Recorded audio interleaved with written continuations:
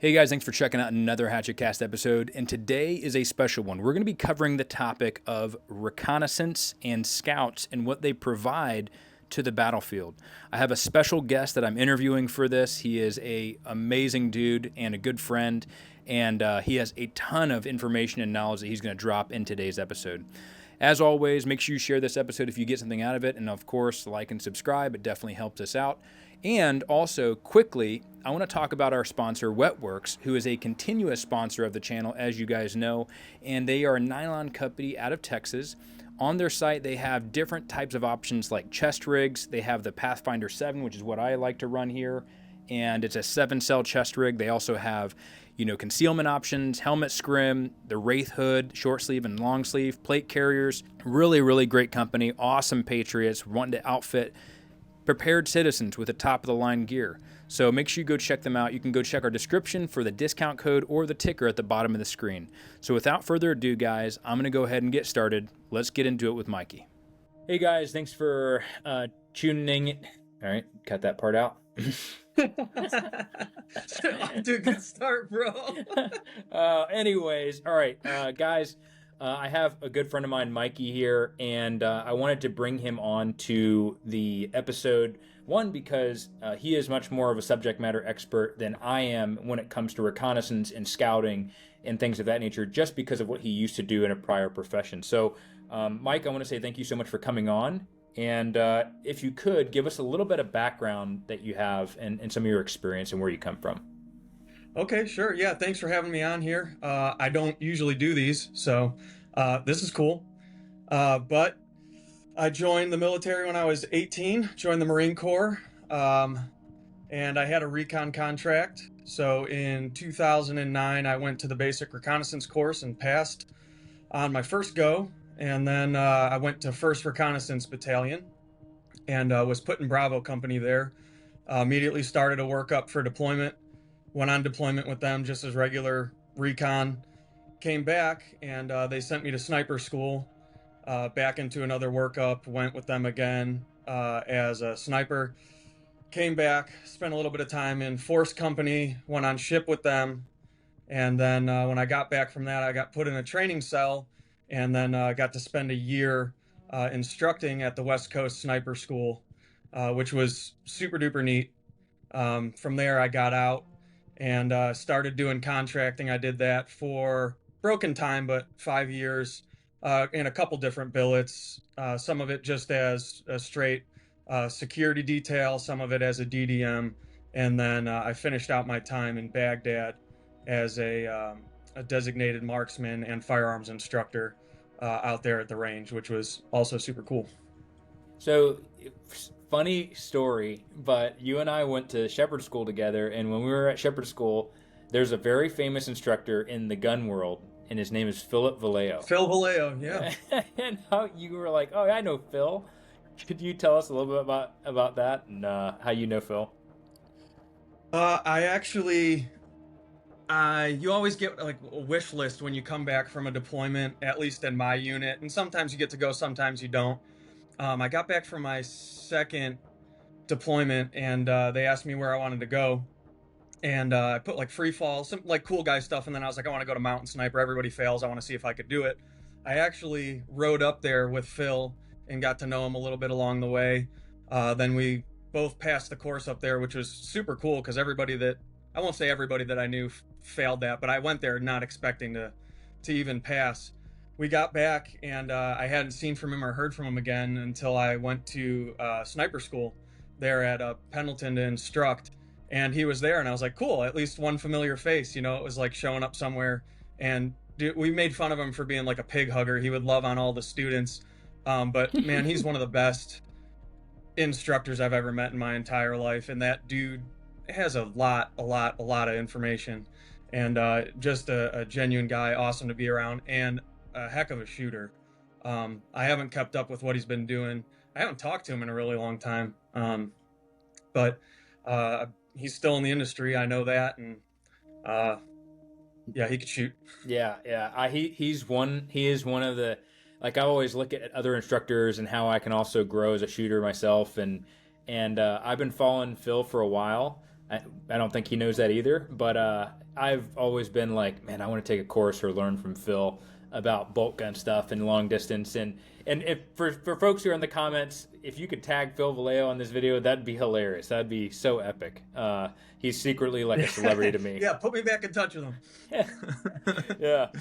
So I want to kind of go through some questions here, and the big point of this episode is to kind of break down what the recce or scout role is. You know, there's a lot of people in the gun industry, and it's very trending right now to have like, here's my recce rifle, and it has an LPVO, and it's 16 inches, and yada yada, or it's a general purpose rifle, and it's used for reconnaissance. And I think we've kind of either people, just because they're naive and don't know, just going off of what people say on the internet, don't really understand the basic,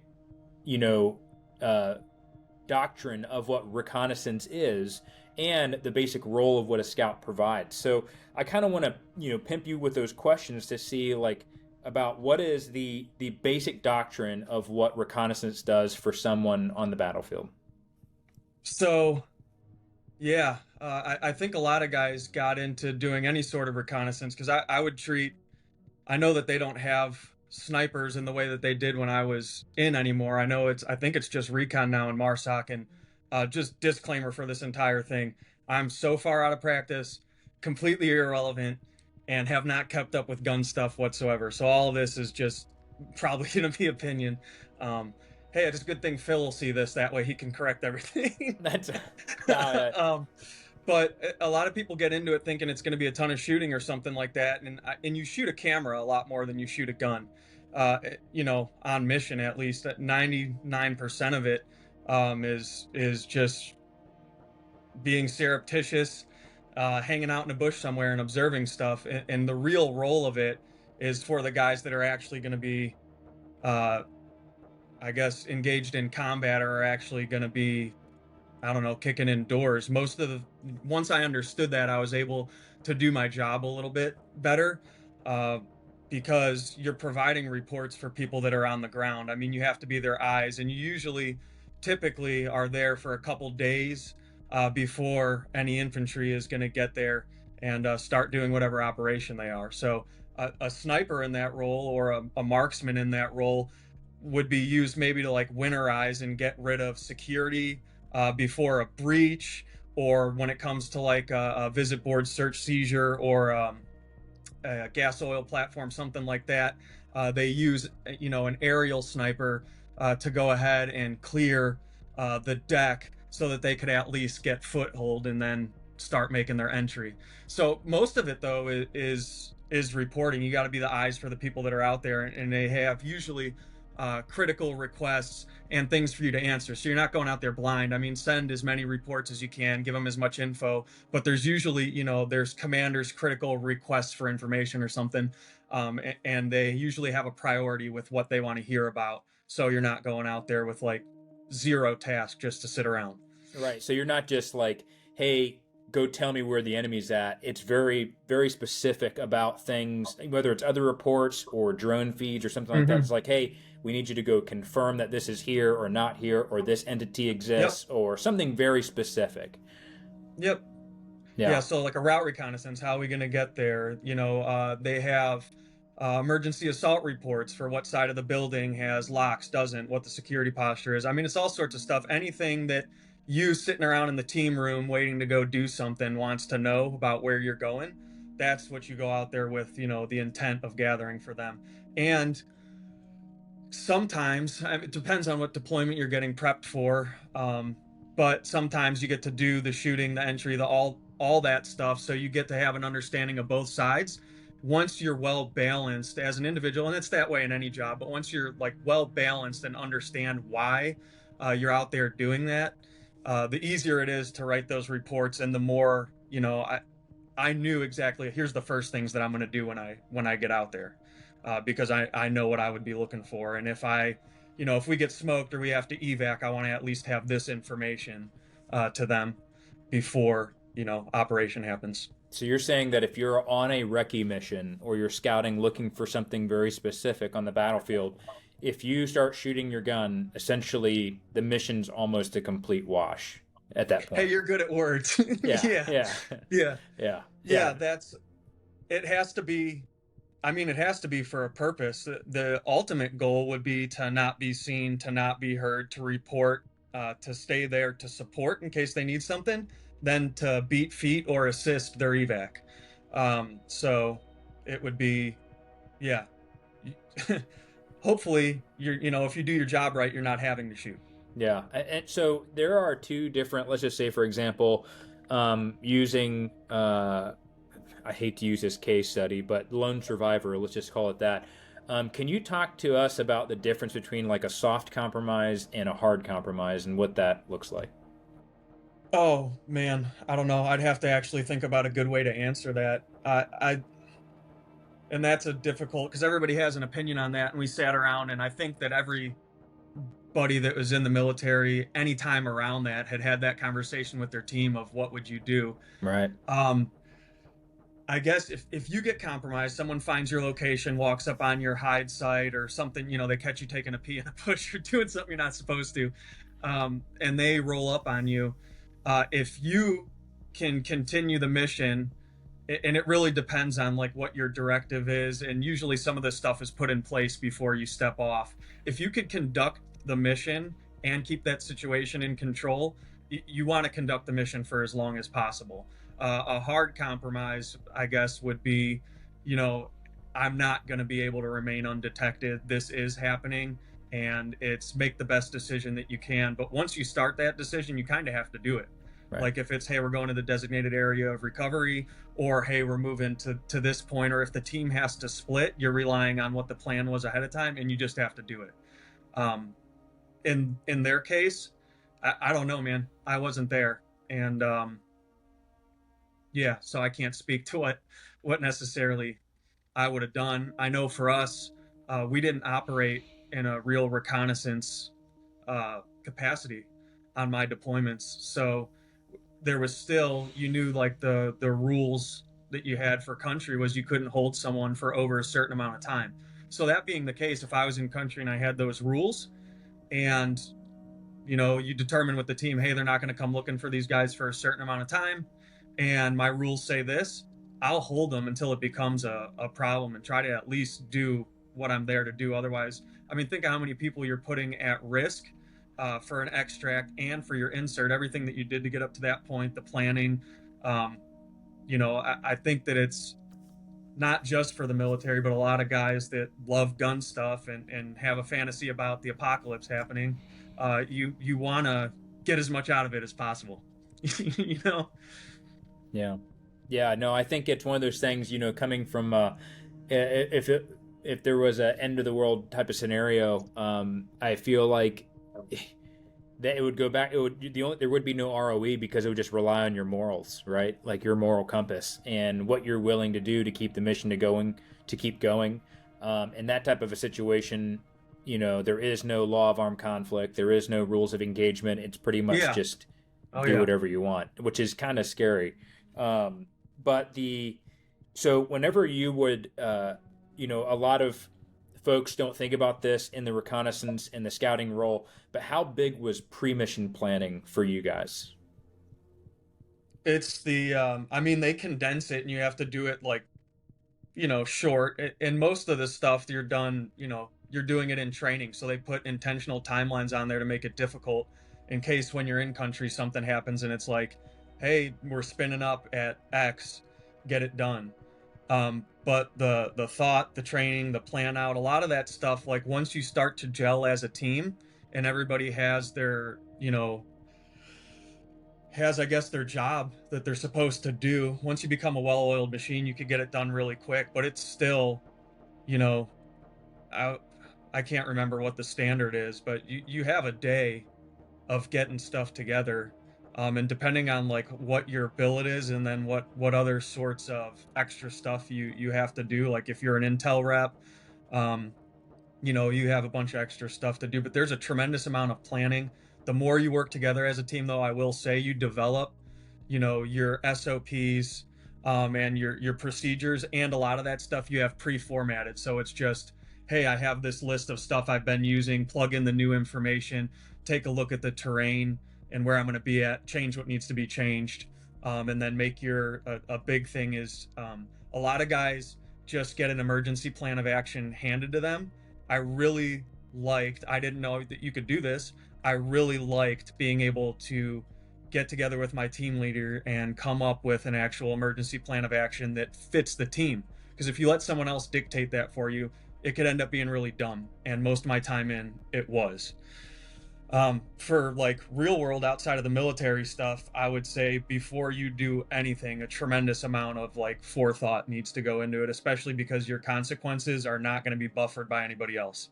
If you're a lone dude or with some guys that you trust and someone makes a mistake, there is no buffer between like you and the law or you and an adversary.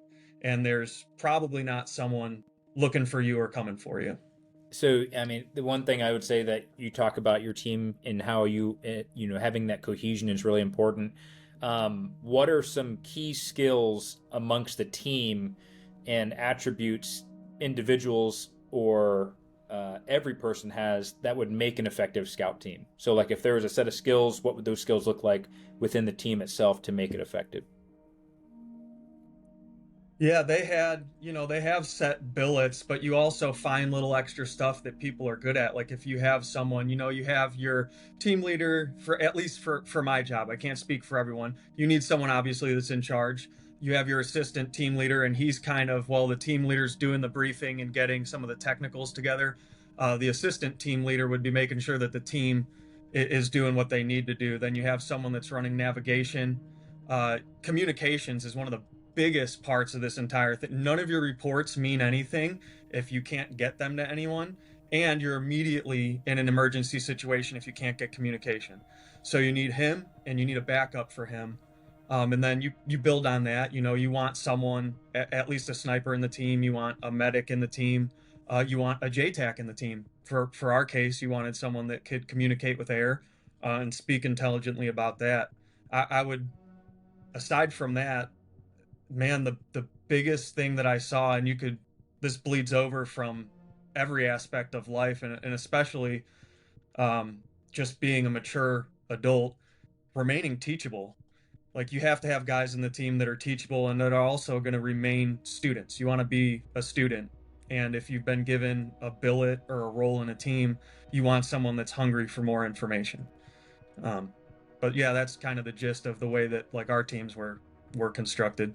I know that looking at Ukraine and how both sides are using their reconnaissance teams, it seems like there's a lot more use of drones. One, to do a lot of the scouting and finding features and things of that nature, but it seems like most of the time I see any type of combat footage from recce teams online on both sides, it's a lot more ambush focused, like a lot more of just sabotage and things of that nature. Is that something that the recce team would also conduct, those types of operations as well?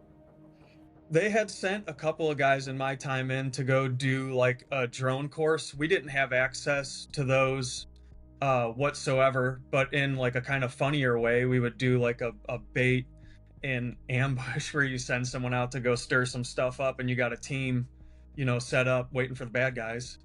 I always target opportunity for both sides. That's Right. that's really, it's a chess game, and that's one of the easiest advantages is just a soft target. Right. Now, as far as like if we look at the movies and stuff like that, when it comes to like scouts and recce teams, you always see this integration of a designated marksman or a sniper. What role would they play? Why would that be important to have that on the team, or is that just a misnomer? Yeah, it kind of depends. Like the designated marksman thing, I would say, having done that overseas, I went into it with the mentality that I had of doing sniper stuff. You're really, and people will probably hate on me for this, but as a designated marksman, your job is still your primary job. Like whatever, if you're an infantryman and you're a designated marksman, your primary job is being the infantryman, and you're either carrying another gun or a gun that'll work for both, and that's your side job. That's if you need it, breaking in case of emergency, break glass in case of emergency. It's not your primary function. As a sniper, the mission that you're going out for, they would embed them in teams, and I knew individuals that would get put with like specific infantry units, and they were but keep in mind, I was just in Afghanistan.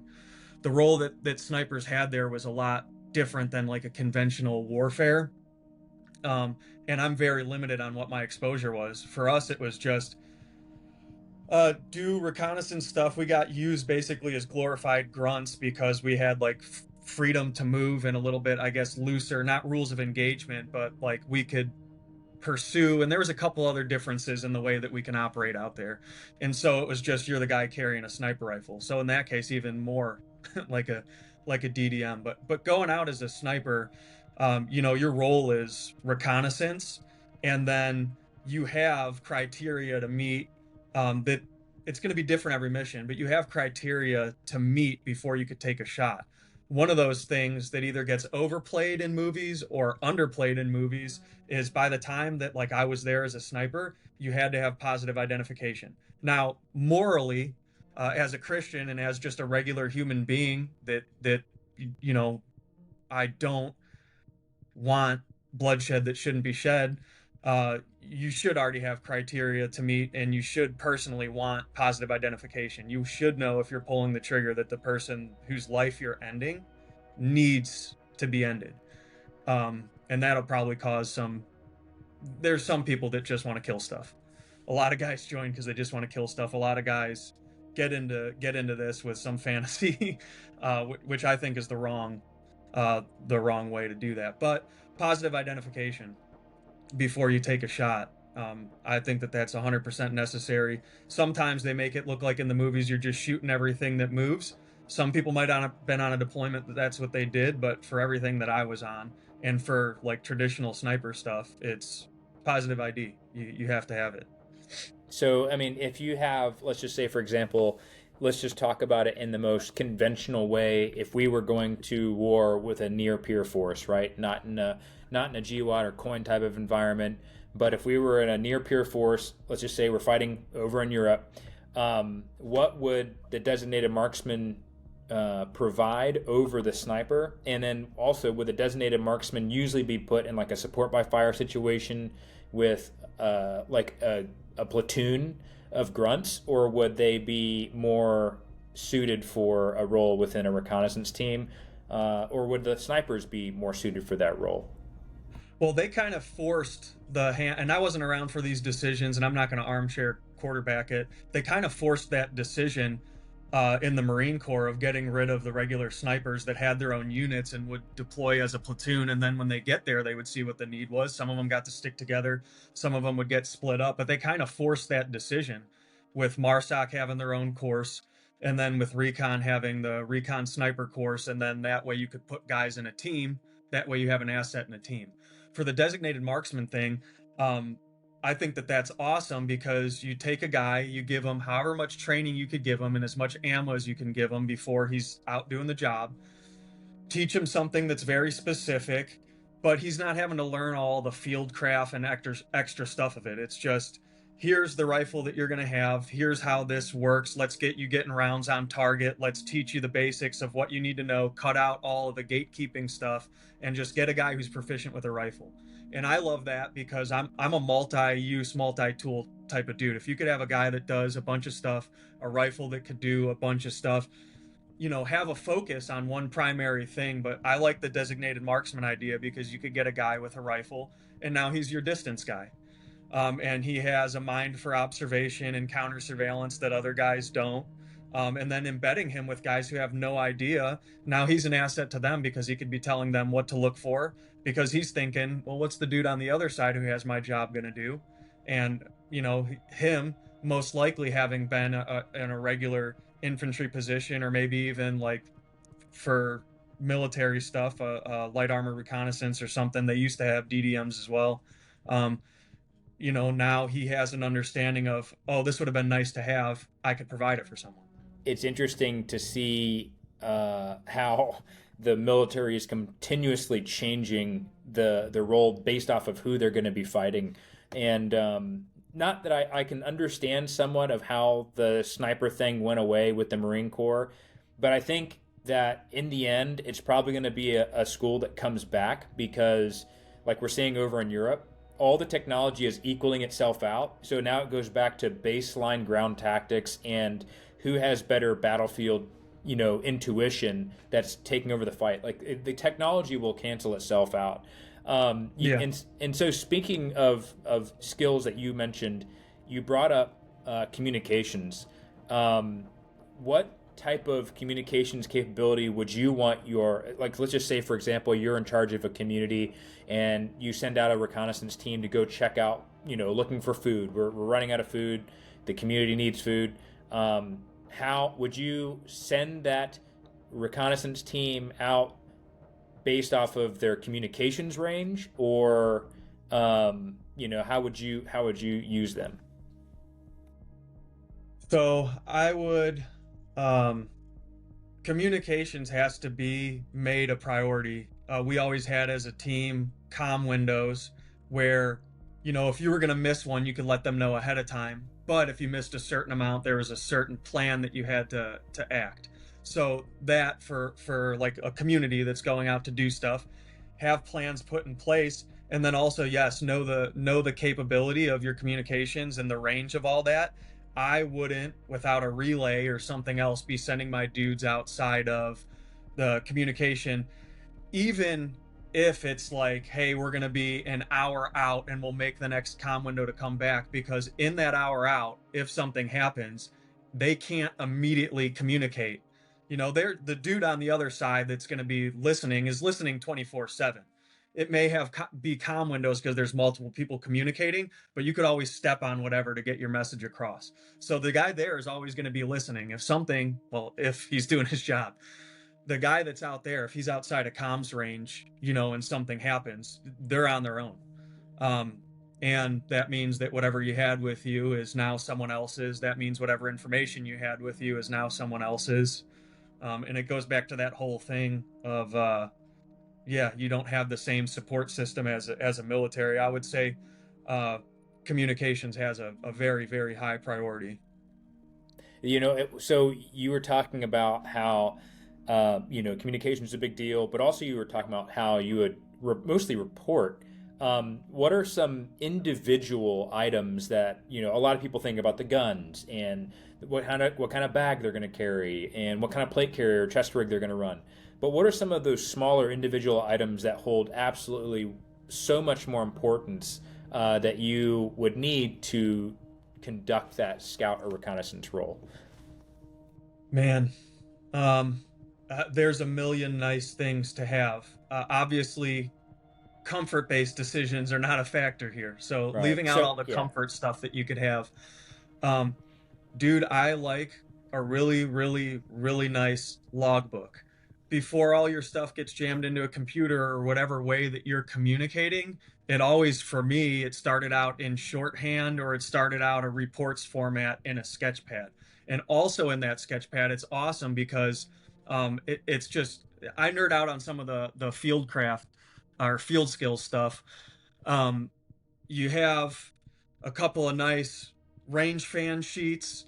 You have a couple of nice right in the range sheets. You have a couple of things in different colors for a legend.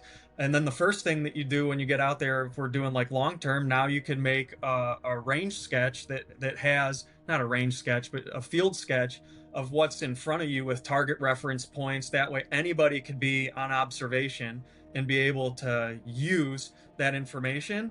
And then everything's neat and organized. It could have your dopes for your gun, all that stuff. So a really nice. I had like a little, almost like a what do they call it?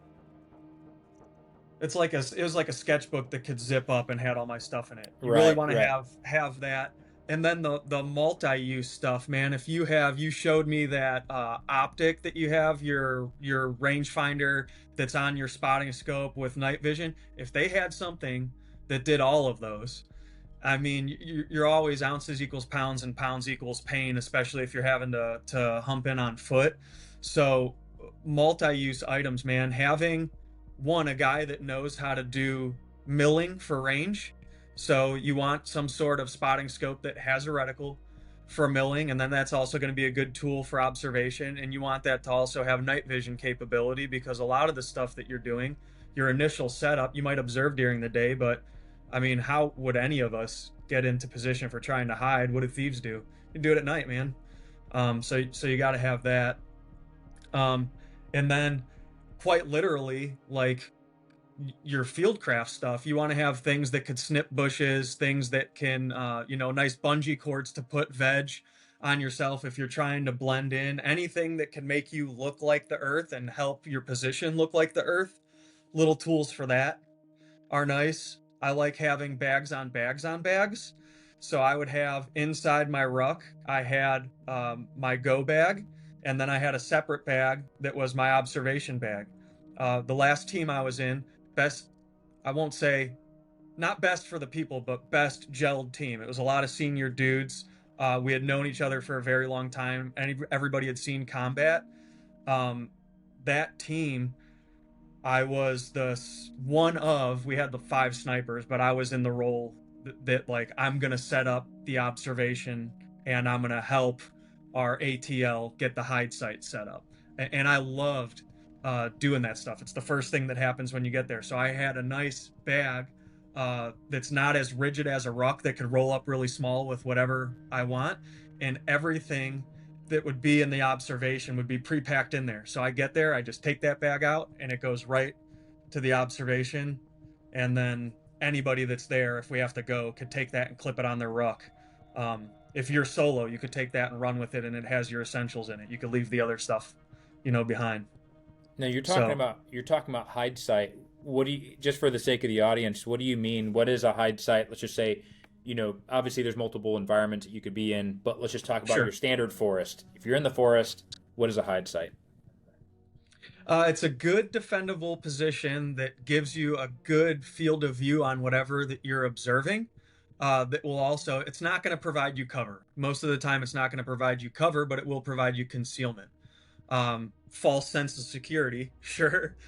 But if you're trying to remain undetected, it's imperative that you look like what's around you. It doesn't always work for every situation, but kind of a good rule of thumb is if you're uncomfortable, the people that are looking for you are going to be uncomfortable, and maybe they're less patient than you, so they won't want to deal with it. So get yourself into a nasty spot, and then somewhere that's defendable, good observation. And that's where, during the daytime, it has to hold up. It could range from anything from, like, we've had an 8-team hide where you got to make this big thing and you're transplanting literal bushes and trying to match veg and making sure the leaves are faced in the same direction. Up in Bridgeport with Phil, we were only allowed to use deadfall.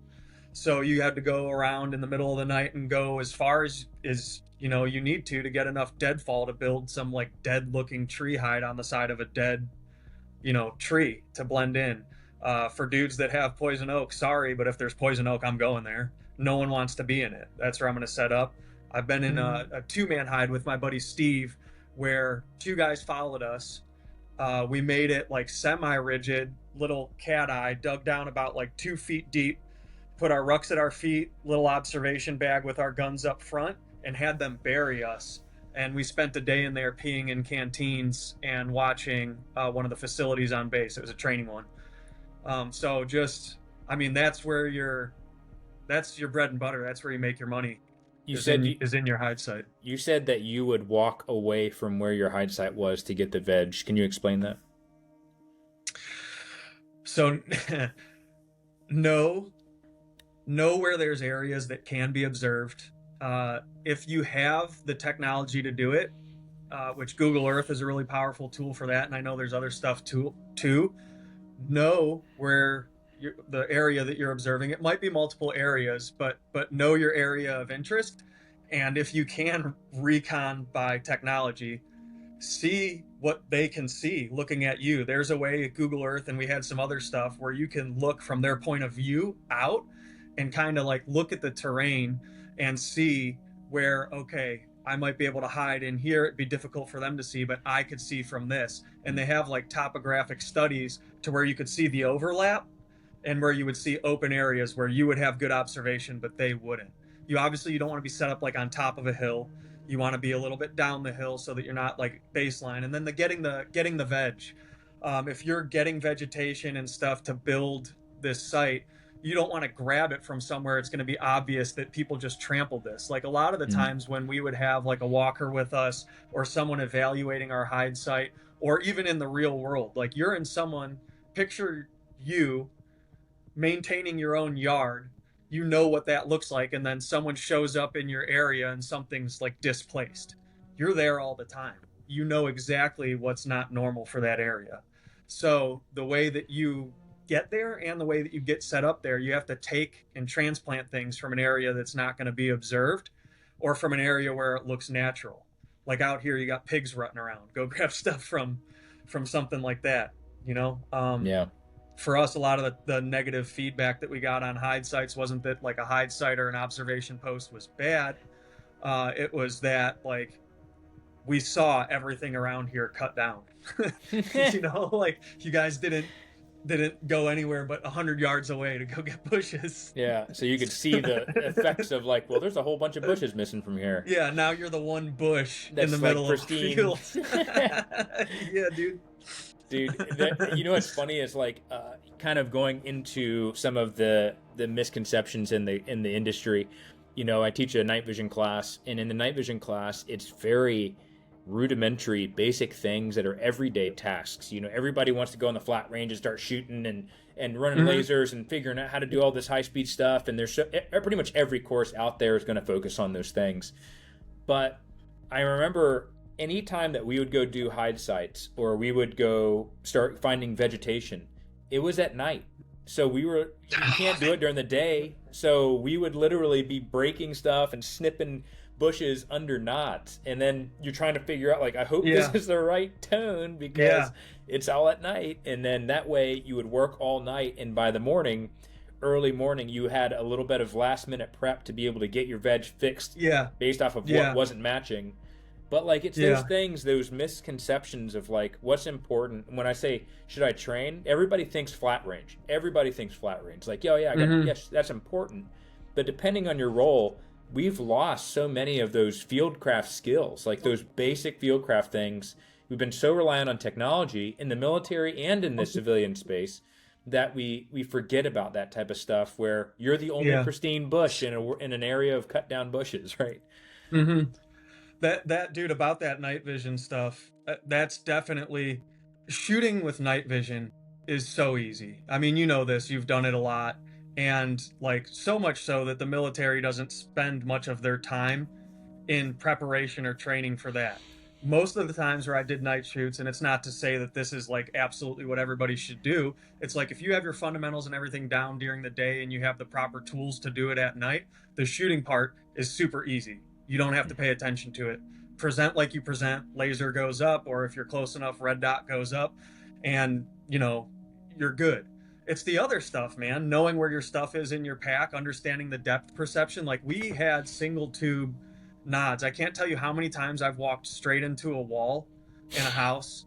And like, that's the loudest noise, man. You're like in an urban hide. You go get set up in this house.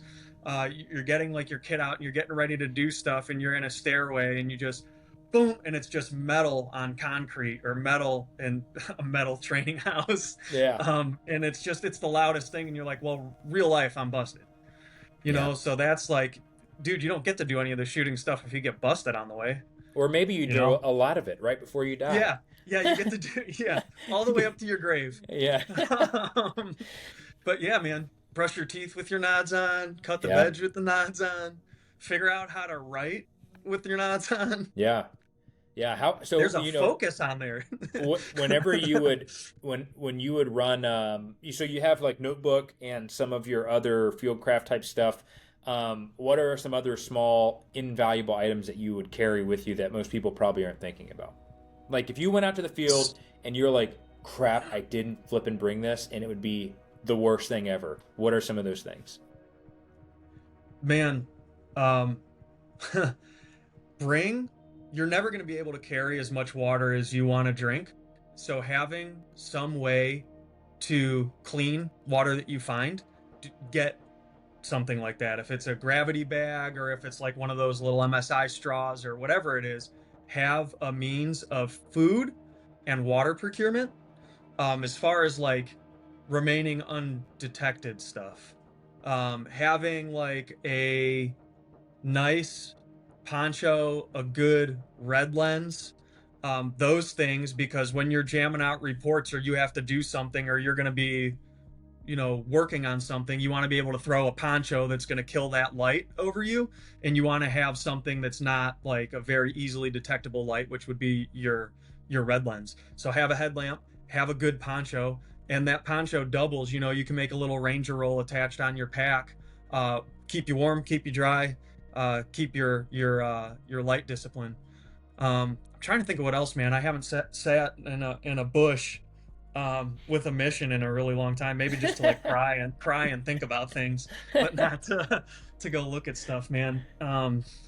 Did I you don't know. You guys tell me. What do you got? did you guys so one of the historic things that we see a lot of reference to, and a lot of these guys are now finally coming out on podcasts because their non-disclosure agreements are finally expired, but the MACV-SOG guys, they, I think there is a misconception that on a recce mission you need to carry as much ammo as humanly possible. Or maybe that's not a misconception at all, because you're going to expect a fight, or you're doing recon by fire, right? You're going to go get in a fight, so you want as much ammo as possible. But for the MACV-SAW guys, they carried so much ammo because of the historical missions that they had. They would always get compromised. Mm-hmm. And very rarely would they be able to get in, get out. Not rarely, but most of the time they were in a firefight, not by choice. And so they had to have enough ammo to fight their way out because they're really far behind enemy lines. But what is a typical amount of ammo if you're trying to do the standard reconnaissance role, not be found, make your reporting and leave? How much ammo would you typically carry for that? Man, again, it was a weird period, man. I think that previously reconnaissance Marines, whether it was peacetime or doing some weird operations or before that, I think it probably varied how much they carried. But we did the same thing, man. We carried a lot. Yeah. And it kind of gets ingrained in you because every single training mission that we go out on, when it was like a green side reconnaissance training, like typically training for our job, you always end the training exercise with enacting one of your emergency plans, whether it's your missing Marine plan, whether it's your no comms plan, or whatever it is. So we always had this mindset, and we knew we were getting ready to deploy to actual combat. We were like, carry as much as possible. So for us, with our 5.56 guns, 10 mags. You keep, one in the gun, 6 on body, 3 in the bag. Or you could break it up whatever way, but you need to have a bag that's like, oh, it's go time, and I have that with me. We in training didn't have to wear plates and all that, so you trade the weight of that. And we had waivers for like side sappies in a couple of missions where I think we wouldn't have had to wear plates overseas, but we were like, heck no, bro. The funniest, like, I have a side sappy saved my buddy's life. He jumped a ditch and it stopped a piece of rebar from going into him. So wow. You never know, man. I was like, I'm just, even if it's just a false sense of security, I'm going to put as much on. But bunch of ammo, man. Bunch of ammo. Nice. And I know you probably are already going to talk about gun stuff at some other point, but even with the 308 guys, I did not like the M110 SASs that we had. But I opted to carry that because magazine capacity and the multi-use thing. Dude, I'm not taking a bolt gun into a house if I have to go into a house. And that's not even saying I'm going to go meet the raid force or anything. That's just, dude, if I'm in, observing a village and I get contact and I have to move into a covered position, I'm going to have to clear the compound that I'm going to. Right? I'm not going to do that with a bolt gun. And what if I'm the first dude to the door? I'm going to wait while we're getting shot at to get in there and get a foothold. Like, so I'm for the carry as much ammo as you need for the mission. If you're going out for 2 days, carry what you need for 2 days, I guess. But I've had firefights that were not very long, that all your ammo goes dry pretty quick. Yep. Yeah. And it's funny because a lot of people forget that ammo equals time, right? So like the more, whether it's covering for myself or covering for a buddy or pinning down the enemy, it's giving me more time. So, Definitely the ammo piece is a huge one. Obviously, it goes back to MET-TC, which is a cop-out answer. But for me, I would carry either a 40-round PMag with a coupled 30-round mag, so I have 70 rounds for if we, Hmm. and that's what I would carry in the gun. So, or a D60 drum mag, so that way if we had initial contact, it was just Oh yeah, spray overwhelming superior. Yeah. and just get out of there. So ammo is your friend, which is hilarious because the Army is kind of going away from that and cutting their ammo allotment in half by going to a bigger caliber, which is like we tried that already in Vietnam. It didn't work. We went to the M16. So This one's the size of 2 bullets. yeah, it's neither here nor there, but like whatever. And they're actually running into that problem during their live fire exercises where guys are running out of ammo so fast because they literally cut their combat load in half. So Yeah. carry a lot of Yeah. ammo is essentially what you're saying. Yeah. Man, and there's a billet that I didn't mention anything about. I'm sorry for my slack men out there, but the slack man in the team, there's a dude that just carries the weight, man. And he's usually the guy that's a little bit quick physically, but slow mentally. And so you give him a Q40 and you give him the ammo and you give him all the extra batteries for the radio. Did you guys carry a belt fed? Like, would you typically have one guy running a belt? Yeah, when we had the saws, it was always going to be a saw, but then we were prepping for Afghanistan and we're like, the teams got plussed up into like an element size. And it was going to be, we're going to run a saw and we're going to run a 240. We're going to have one of each, and you're going to have someone that'll be your A gunner if you need it. We weren't really operating that way, but yeah, we ran a 240 and a saw. Yeah, so you guys essentially would, and that's I think the one thing about the reconnaissance teams from what you've been telling me is that it's very much multi-role. Like everybody is Oh, yeah. a Leatherman. Like whether it's my equipment, my gear, my skills. What like you said, we didn't have an assistant gunner, but we had guys that knew how to perform the task and just make it happen if you needed it. Which I think is a testament to what the scout and the recon individual is. Are there any special gear or tools or unique equipment that you guys would bring that was specific to the reconnaissance role that you guys would carry? Oh, dude, you're gonna make me use my memory really hard right here. It doesn't have to be. If it's like super military like equipment, like specific, don't worry about it. But just like the general No, things. I keep forgetting, man. I keep forgetting that this is not about like the dudes that are listening to this are not getting ready to enlist in the military because they're smart. Right. So I think an observation device, like you want to have a primary and a backup. So absolutely have a laser range finder, have the one for the job. But be aware too that some positions that you're in, if you're burning a hole through a bush, you're going to get deflection off of that with a laser rangefinder.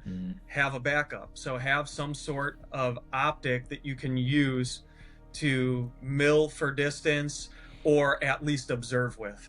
That's not that. So a laser rangefinder, and then some sort of night vision. It's nice when the military has those things and provides it for you because you could get a nice thermal. I personally am outing myself here and showing you the gaps in my defense. I don't have night vision stuff. I've actually pretty much already decided that if anything happens, I'm going to die in the first wave of people and I'm going to go meet Jesus and you guys fight it out. Yeah. I'm going to be chilling. But I don't, that stuff's expensive, man. But if you could afford it, I think that everybody should have a good set of night vision devices, maybe one for observing, but definitely one for your cranium for getting around. Yeah. Because the reality is that probably the most permissive environment is going to be under the cover of darkness. Besides those, I mean, if you are listening to this and they're tuned into you all the time, trying to figure out what gear to get, whatever gear that you recommend that's multi-use, just make it multi-use. You want it to be able you want it to be the Swiss Army knife within reason. Pick what your primary goal for the tool is, but get stuff that you could use for multiple things. Like my DDM setup is actually 5.56 because I have, quite a bit of cartridge selection, and people could say all day long that, it's not good for people. I've seen people take 17 rounds of 308 and not go down. I've seen people take 2 rounds of 5.56 and go down. It's always a mixed bag what you get. So I do that. You know, you have stuff that has tungsten penetrator. You have stuff that's nice open tip match. You have a lot of cartridge variation in between. And if you get, it doesn't cost much to get a nice barrel and a nice optic. You got those two things. You could push distance and get in the house. Right. So I just multi-use. You know, if I'm going to spend the money, spend the good money for something that's going to get you, more bang for your buck, I guess. Yeah. Now, for the multi-use portion, I think that will probably end up becoming the general theme of the entire video, as far as skill set and equipment. So that way, you don't have one item that only does one thing. And even on the rifle, like you were saying, can it go into the house and then I'm stretched back out to distance? Can I make out my shots far? Can I operate at night? I think is going to be absolutely vital. One of the things that I'm working on, I'm messing around with, is that thing I showed you earlier, and that's the Night Force spotting scope that has a mill reticle in it. Really, really nice, and it has like a scope style profile, so it's lower profile. But I put a daytime digital night vision camera on top of it. It's actually a rifle scope, but I mounted it to the thing, so I zero the reticle of the daytime scope night vision camera to the reticle of the spotting scope. So now I can range. There's a rangefinder built into that, and I can range at night. And then I have a weapon mounted laser rangefinder that's a little bit more accurate, that is for the daytime. So, like, instead of having to pull out a camera, I can just record through the spotting scope. Yeah. And just, how do you get info off of that? By the way, as far as like the videos, does it have like a micro SD in it or something, or do you have to plug it into something physically? No, so you can plug it in, or you can pull the micro SD card out. And I would also add, one of the things that is now a very more recent piece of equipment that I've talked about at length in the channel is a drone, like some form of drone. It's going to be way farther reach than binoculars. You get a bird's eye view of things. The one thing I will say is that if you are going to launch that drone, don't do it from your hide site. Go away. Yeah, it might be good to get. It depends on how many people you're rolling with, but that's a force multiplier. You don't have to take 2 dudes from your team, or 1 dude. If you run it that way and send them out to go do this stuff, when you could fly a drone. I have one for different reasons, but dude, what a great tool. Yeah, I mean, I remember like guys. So like, working with some of guys that were in the recce style career fields. They would actually send dudes out from the hide site, and they would cloverleaf around an objective to get every different angle. Well, now you can just put a drone up there, and you can see all the angles you want. So it saves. It's really a force multiplier for real. So, as far as to kind of wrap this up, as a reconnaissance guy, what are some of your biggest, like 2 of your biggest lessons learned that you would say, hey, I wish I had known this when I was getting into it or studying the role of reconnaissance? The takeaways that I have are not the takeaways that you're looking for. Dude, it's people stuff, man. Be humble. Yeah. Like, be a humble dude. No one could stand. You could be really, really good at stuff, and if you're not a humble guy, no one wants to be around you, and you're useless to a team. I really wish that I approached things with more humility, and that I thought that I was, man. I had some false air of humility, and then got out in the real world and like still had some chip on my shoulder, and didn't realize how little any of this stuff matters other than using it. It doesn't, none of the clout, none of the anything you get with it matters. It matters how you use it, man. The humility, and then be a sponge. Like, you're never too old or too senior in a position to gather information. For dudes that are part of a community, it's not a military thing. Like, the dude that you're jealous of or envious of his skills or jealous of his gear or whatever it is, go talk to that guy. He probably wants to talk about it. Go figure out how to be like that. Yeah. Otherwise, I mean, as far as I guess closer to what you're looking for, and it's still not going to be what you're looking for, is like like, you don't need a million cool things. Hmm. Buy the thing and get as wicked as you can with the thing. Don't have a million things. Have the one thing that that you're just the best at it. Yeah. You could be Yeah. the smart guy in the room that knows a bunch of information about a bunch of different guns, but the gun that you have, that's your tool. You should just be really, really good with that. Yeah. Dude, that is like the nail on the head because I preach that all the time. But the more skills you have, the less crap you need. And so, really focus on those hard skills and be a multi tool. You know, Mike, on the channel, we at the end of every video, I usually give an encouraging word or I talk about the Lord and honestly the reality of what really matters in the end. But I would like to ask if you're willing to share your testimony of how God has impacted your life and what He's done to change your life and give you purpose. Hey, that's the important stuff, man. If all this stuff is to prevent you from meeting your maker, and whether you believe in your maker or not, you're going to meet him. You could either meet him as your best friend or you can meet him as your judgment. That gives you ultimate purpose for life and purpose for preserving other people's. My testimony, man, there's no such thing as a weak testimony. Every little thing, uh, I think that could point the glory to Christ, is worth saying. I grew up in a Christian household. My parents raised me phenomenally. They put me in around excellent people and around excellent Christians.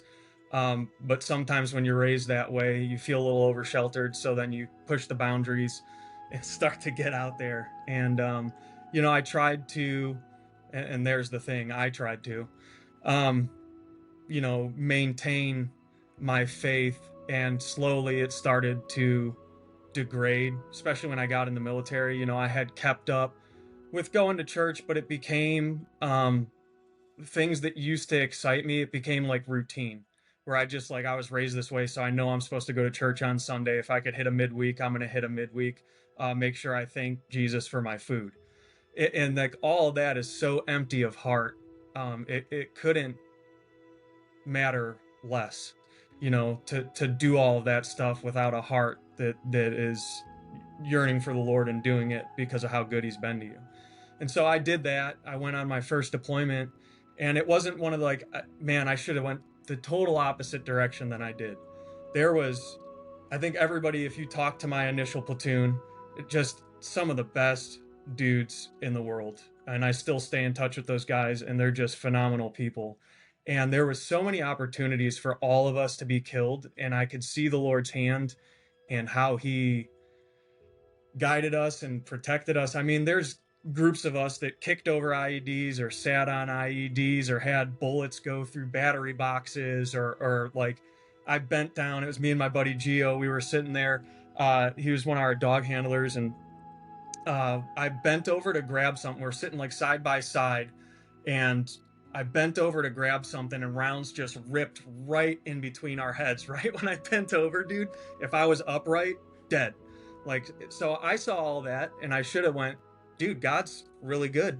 I'm happy I made it back. I went the opposite direction and focused what I think is the trend of society. You just focus on all the negative stuff.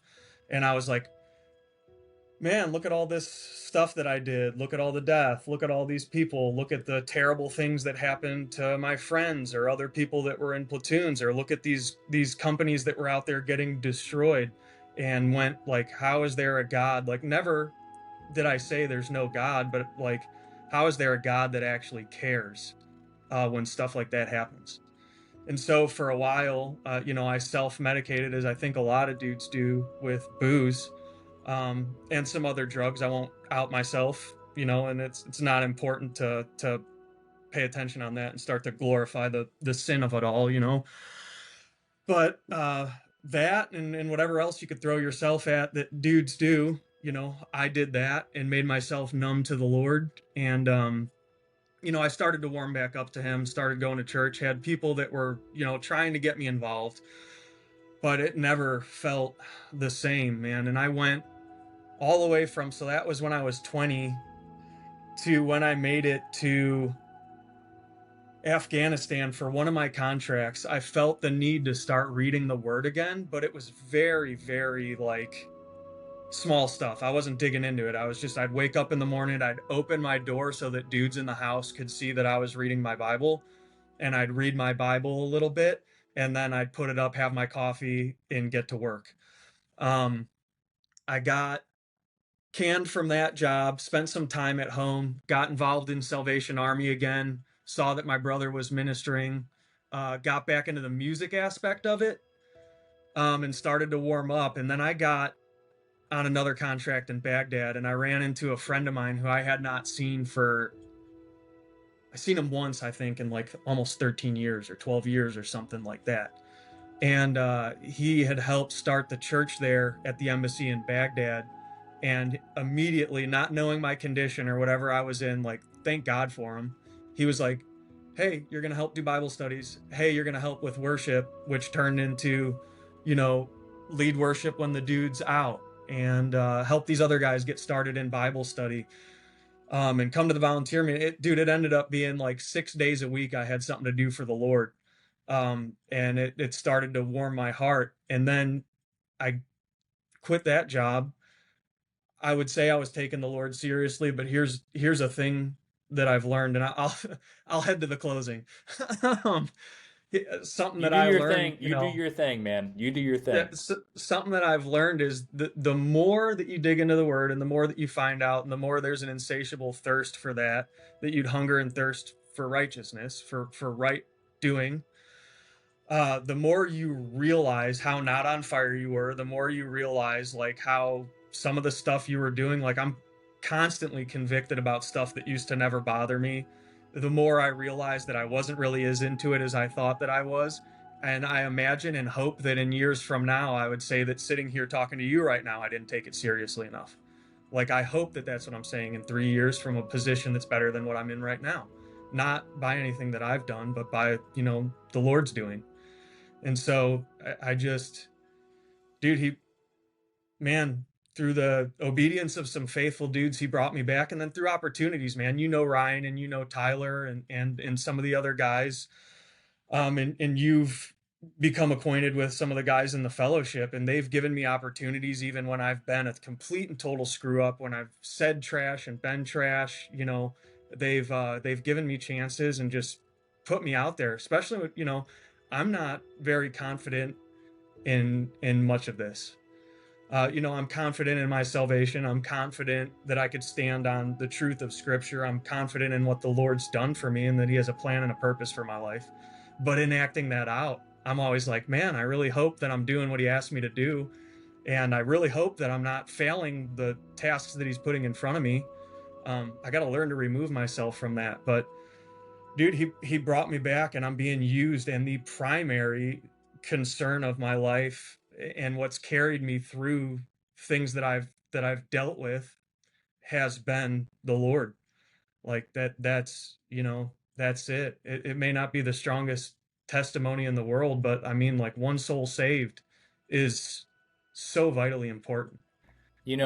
I would say to some of the things that you just said, I think that there are so many veterans and guys, even in the specialized career fields or a combat job or, combat veteran or whatever, that had their identity so wrapped up into what they did that when that was gone, it crushed them because they had no identity. And I was one of those people, just like you were. And, you coming on to this episode and telling your testimony has an impact. There's probably a vet or somebody even who's not a veteran that's out there that has their identity wrapped up in whatever they're doing that's not in the Lord, and they're feeling empty, and that is causing confusion. I know for me it caused confusion. And it's this feeling of like, how come this isn't working? You can work out, you can train, you can do all these things, take a knee and hydrate, but eventually when you keep doing that stuff and you're not getting that result and you're still feeling empty, that depression takes a really hard turn, especially for guys who are like us, where we're very adventurous and want to go out and just get stuff done. Well, what do I do when everything I can think of, I'm a problem solver, but I can't solve the problem of why I'm so depressed and why I feel like I'm lacking? And in having that, your testimony about how God has given you that fulfillment, I think it's probably going to reach at least one person, probably multiple people on this episode. And I always say, I don't run this channel. I'm just a witness. I'm a person in the community who gets to be a witness to what God is doing through this platform. Amen, and I really feel like that, you talk about how you hope to be better 3 years from now, and doing more for the Lord. I would say and argue that you're already doing a lot for the Lord in comparison to what you're doing. Like Paul, the Apostle Paul, when he was in prison, chained up to 2 Praetorian guards all day long for 6-hour shifts. I guarantee you he was probably like, I feel like I'm failing, like I'm supposed to build the church. God, you told me I'm supposed to build the church, but I'm chained here between these 2 guards. And what's crazy is, had he not been imprisoned, we probably wouldn't have had the Gospels, because he had to write letters to the churches because he physically couldn't go to them.